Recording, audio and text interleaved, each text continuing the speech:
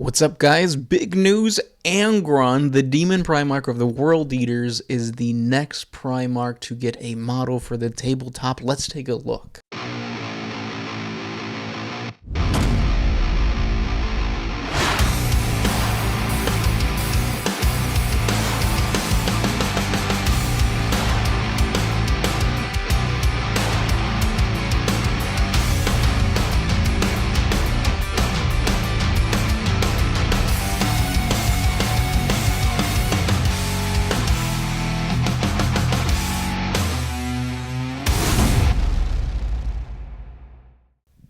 And here is the model. Absolutely amazing. Now, what happened was this morning, somebody leaked an image of what looked like Demon Primarch Angron, because you saw the shoulder plate with the World Eaters icon, and instantly the internet went crazy. The Sound Alchemist created a video about it. He posted it in like our YouTube Shorts, and then 30 minutes ago, GW just decided, you know what, drop the reveal of the Demon Primarch, and here it is. Now, the speculation was that Angron was going to come out for 10th edition. It still might be the case, and just because of that unexpected leak, GW decided to throw the actual Angron model out there. Because remember, in a live Q&A not too long ago, or not a Q&A, but it was just one of those like release things, it was confirmed that we were going to get World Eater models for 40K. So we don't know what they look like yet, but we do have their Primarch, Demon Primarch Angron. So I don't think that GW was expecting to release this guy today. The leak triggered it, but the model looks amazing. I thought that Gorechild or Gorefather were destroyed, so I don't really know what this massive axe is, but it looks awesome. It's probably like a replica, or like somehow he like found Gorechild or Gorefather and remade it. And he also has a giant demonic sword on the other hand. His tail looks amazing. It has like those little like blades at the end, skulls everywhere, as would be for any type of blood god patron. The butcher's nails is really what pushes this model over to the side of like, okay, this is Angron. Otherwise, it would just be like another greater demon, to be honest with you. I don't know the size comparison to this guy to the greater demon, but still, sorry, the Warhounds are just really excited that Demon Primarch Angron was released, so that's what you're hearing in the background. But yeah, like it's super exciting to get this and to know that GW now has to put out what the World Eaters are going to look like and all that kind of fun stuff. So big news. I hope you guys enjoyed this quick little like release information type of video. I do want to give you guys a small little bit of lore. I mean, it's Angron. Everybody knows all there is to know about Angron, but it would be nice to know a little bit about his origins. So we have a 40 facts video that I'm going to show you right now in this video, so you don't have to go digging for it because it's an older video, but I'll play it after this, showcasing the arrival and like the basically the childhood of Angron. Not so good, but let's check it out. During the scattering of the Primarch's gestation capsules from the Emperor of Mankind's gene laboratories deep beneath the Himalayan mountains on Terra, Angron was deposited through the warp to the civilized world of Nuceria.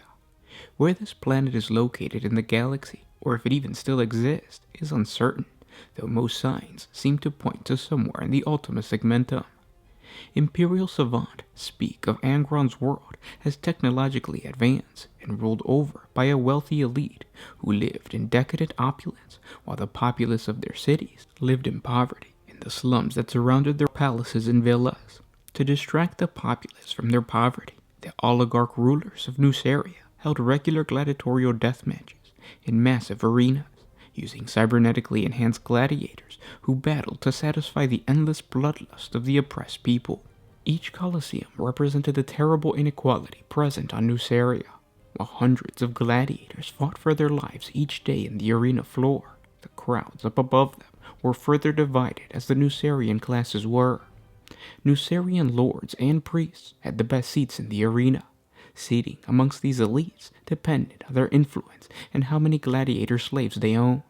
This was done to show the spectators how important each lord was. Higher up sat all the individuals who were not owners of the gladiators, but facilitated in their keeping. Trainers, off-duty guards, and Nucerian nobles with a keen eye for buying or selling potential champions that saw battle in the arena. Above them were the Nucerian civilians, who saw the savagery of the battles as a means to cope with their pitiful lives. 3 events took place in an ordinary show day. First was a beast show in the morning. This was when 2 creatures, most often captured in the wilds of Nuceria or from a neighboring planet, would be forced to tear each other apart for the enjoyment of the crowd. The second event was the execution of criminals at midday. Often Nucerian nobles that came from poorer houses accused of petty crimes. They were tortured or fed to the winning beast of the morning show. This gave the crowds a false sense of satisfaction at seeing what they believed as highborn Nucerians killed for their satisfaction. Peasant civilians were rarely executed in the arena unless the crime angered the populace. The third and most popular event was the gladiatorial combats in the afternoon. The crowds were attending mainly for the entertainment of these games. They were seen as proper shows with professionally trained combatants. The spectators of the arenas were dangerously bloodthirsty during each battle. The crowds would often cheer for more blood and more sacrifice after each death. It was on this world that the Primarch Angron was eventually discovered. He plummeted to the icy mountains of the planet. Not long after, a slaver found him in a scene of carnage. Surrounding the wounded young Primarch were the corpses of numerous Xenos. Imperial scholars would later theorize that they were Eldar who had foreseen the great bloodshed that Angron would cause and had tried to unsuccessfully stop him. The young Angron had been badly wounded in combat, but remained alive. Taken as a slave, the young boy was brought to the palace of Praxica, the seat of Rexium throne of the powerful Nucerian city-state of Deshe, where he was sold to the ruling clan, the Thalkur. The youth's obvious potential as a gladiator was soon made apparent, and he was soon bought by the largest and most powerful arena in the capital. The young Primarch was given a name, Angron Thalkir, and nursed back to health. His name meant child of the mountain and property of House Thalkir. During his life as a slave, he befriended an older gladiator by the name Onimus. He became the closest thing to a father figure the young Primarch had. With Onimus's teachings and Angron's raw power, the Primarch became a famed gladiator known as the Unbeaten and a favorite of the crowds. Unfortunately, after battling and defeating a pair of berserker Ogrons, the masters of the arena ordered the 2 gladiators to fight one another to the death. Angron refused, and his masters ordered that he undergo a psychosurgery known as the Butcher's Nails as punishment. He then received the bioneurical cybernetic implants. These were hammered into the Primarch's skull and surgically grafted to his cerebral cortex. Relic devices from the dark age of technology, these cortical implants would boost the warrior's adrenaline, resulting in greater strength and aggression in battle. They bleached the warrior's mind of all reason, all caution, and all instinct of morality. The nails rewarded rage with spurts of electrochemical pleasure, tingling synapses, and deadening enjoyment of everything else. No better machine had ever been contrived. Upon receiving the butcher's nails, Angron was set loose on Onimus, and he killed him in a blind frenzy. When Angron finally regained his senses, the despair of his revelation caused him to unleash a bestial howl for days. The cells below the massive arena were home to several thousand gladiators, all implanted with the butcher's nails, and Angron took his place amongst them. After only a few months, Angron Thalkir had become a proud warrior with fearsome skills and even stronger sense of honor, known to the crowds as the Lord of the Red Sands. He killed hundreds of other gladiators, but those who fought well he always spared. Although Angron seemed to enjoy the life of a gladiator and the adoration of the crowd, he secretly resented his slavery and was always plotting to escape. He proved to be a troublesome champion, prone to attempt escaping whenever he saw an occasion, but such efforts always failed. Within a few standard years, Angron's fame had spread to every corner of his homeworld. Under his training, the gladiators of his arena soon became the greatest the world had ever seen, and none could stand against them. Yet Angron also learned following a final failed escape attempt that he would never succeed alone. His unbending warrior code and sheer combat skills had made him a well-respected leader amongst the other gladiators, and when the largest death games ever held on Nuceria were announced, Angron planned his most daring escape attempt. For these new games, Angron was allowed to stage a vast combat that would involve every gladiator in his arena. As the crowds drowned out the sound of battle, Angron's gladiators turned on their armed guards, butchering them and fighting their way to freedom. Against the guards, who were armed with firearms, the gladiators' casualties were extremely high, but nearly 2,000 survived to escape into the streets of the city, stealing what weapons and supplies they could before fleeing into the northern mountains where Angron had first been discovered. Over the next few years, the rulers of the world dispatched many armed forces to kill or recapture the rebel slaves, who soon named themselves the Eaters of Cities. But all were destroyed in turn by Angron's leadership, martial skill, and the cybernetically enhanced fury of the gladiators. But attrition and hunger slowly took their toll on the slaves, and eventually only 1,000 men and women remained, half the size of the original force of escapees. On a mountain named Fedden Moor, on a bleak spit of land known as Desh Elika Ridge, Angron and his forces were finally surrounded by no less than 5 large Nucerian armies. Not even the Primarch could stand against such sheer numbers. Yet it was at this time that the Emperor of Mankind came to this world, brought by the psychic emanations of his gene son, the Primarch. And lastly, I want to show you guys, just because I guess this is becoming a Angron appreciation video, I want to show you guys how Angron actually became a demon. It's an older video, but it's a good one, so let's take a look. Angron of the World Eaters Traitor Legion was unintentionally moving towards his very own ascension into demonhood. Accompanied by his traitor brother, Lorgar, Primarch of the Wordbearers Legion, the 2 Primarchs were in the midst of a traitorous military campaign, later referred to as the Shadow Crusade. The 2 traitor legions proceeded to lay waste to the Ultramarines Legion's empire in the eastern fringe of the galaxy, rapidly destroying 26 worlds in quick succession. This campaign ensured the success of the Sorcerer's Ruin Storm that had been conjured by the Wordbearers during the Battle of Calth, which would ultimately divide the galaxy in 2, effectively cutting Ultramar off from the rest of the Imperium of Man. During this campaign of destruction, Lorgar realized that over the course of the Shadow Crusade, Angron's temperament and mental stability had steadily grown worse. The cybernetic neural implants, known as Butcher's Nails, were killing Angron faster than Lorgar had originally imagined. Faster than anyone realized. The rate of degeneration had accelerated very quickly in the solar months after the Battle of Calth.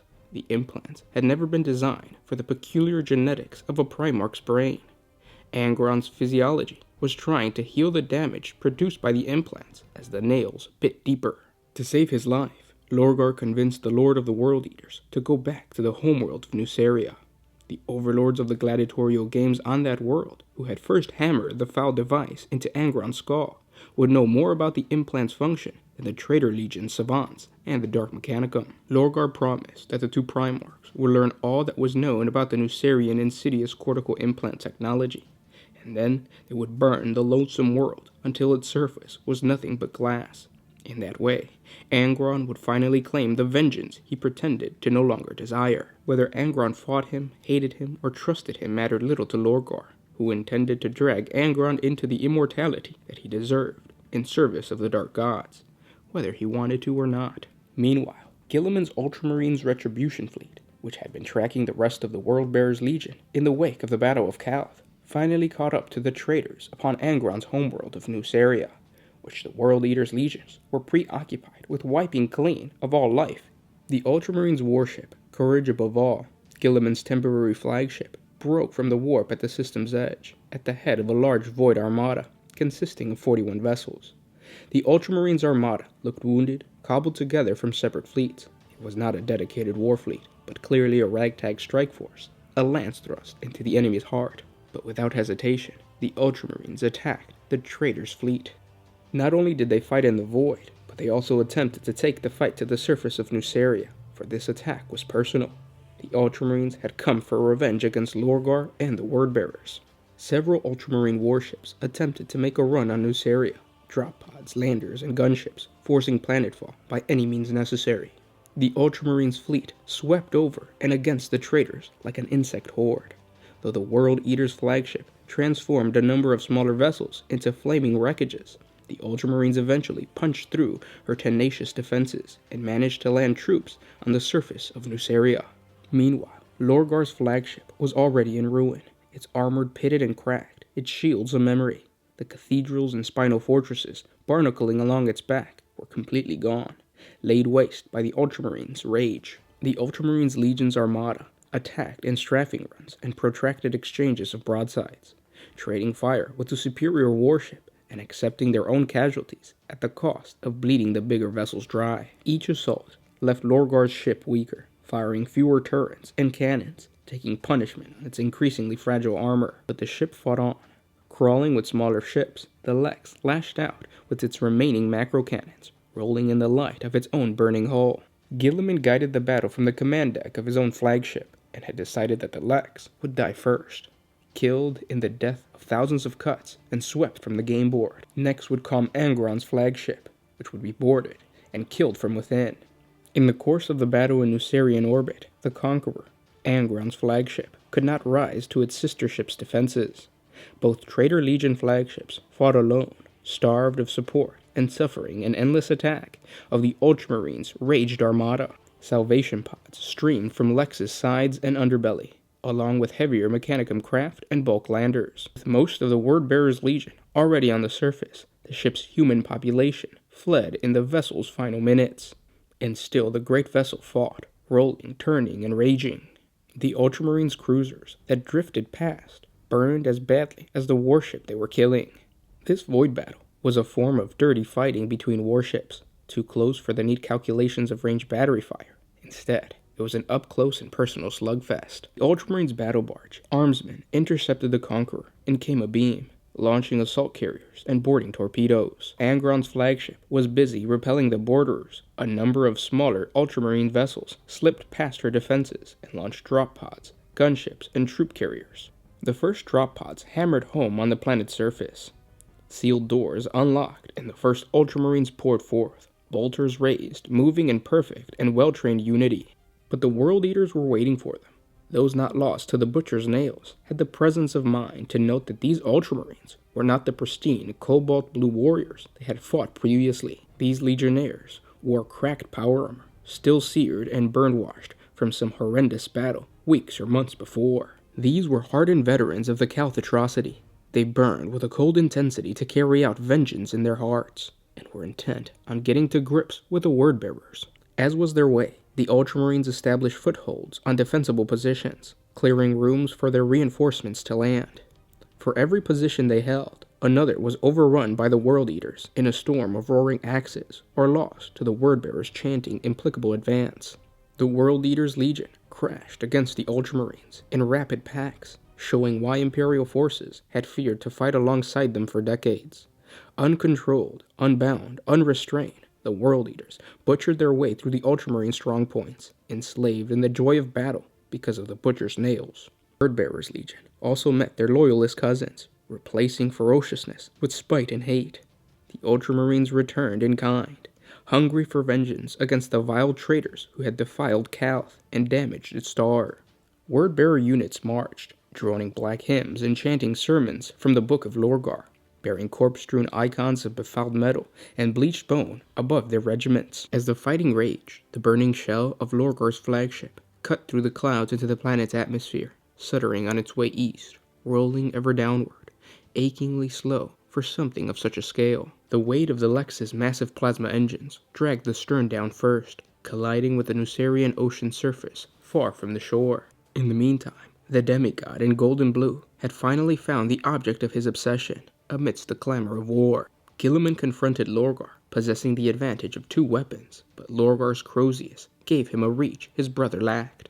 When they first met, there was no furious trading of frantic blows, nor were there any melodramatic speeches of vengeance avowed. The two Primarchs came together once, power fist against Warmaw, and backed away from the resulting flare of repelling energy fields. Their warriors killed each other around them, and neither Primarch spared their son a glance. Lorgar flicked the clinging lightning from the head of his Crozius, shaking his head in slow denial.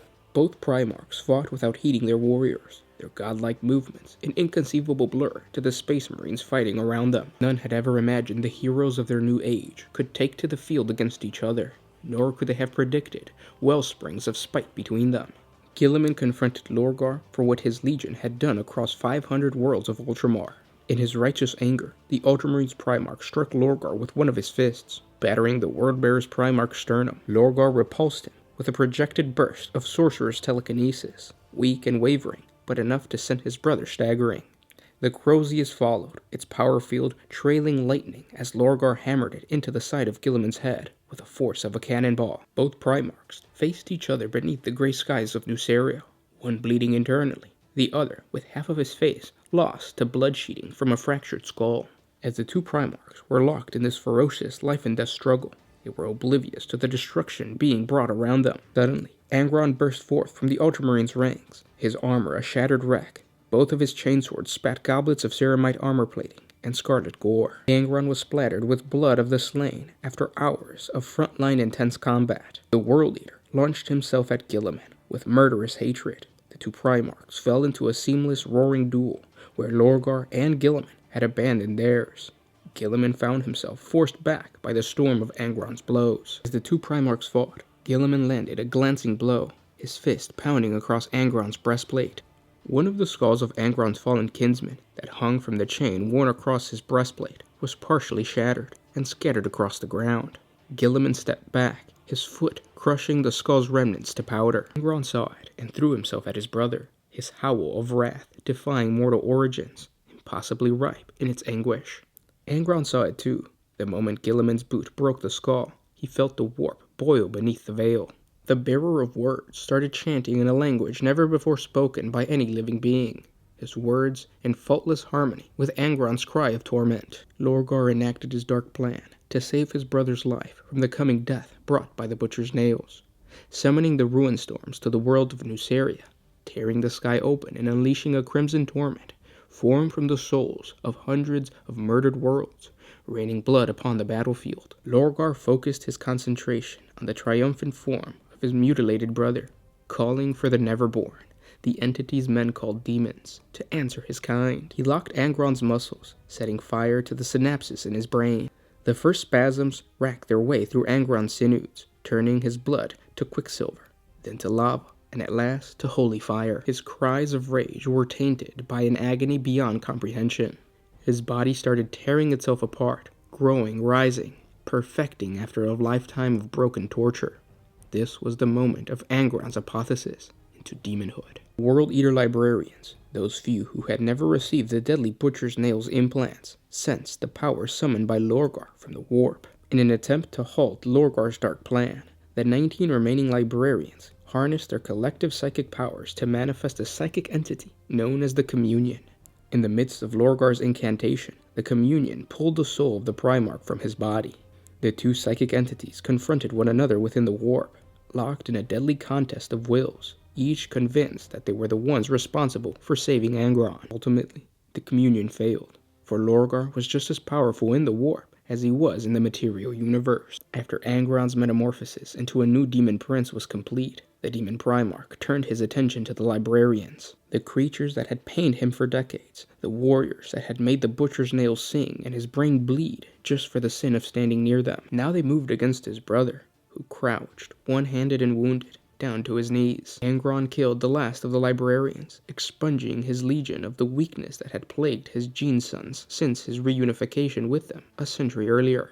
The Librarius of the World Eaters, the last fragment of the original Warhounds within the Legion, was no more, a fact which greatly pleased the Blood God Khorne, who would not allow the existence of any Psyker amongst his chosen servants. Now there would be an ocean of blood, carried on a tide of eternal slaughter.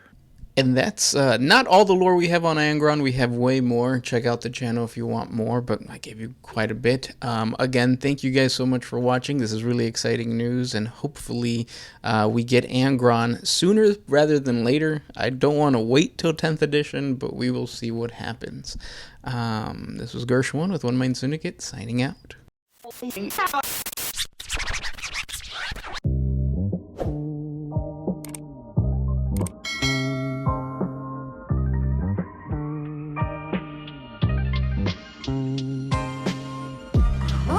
refuse to put my freedom first in any situation.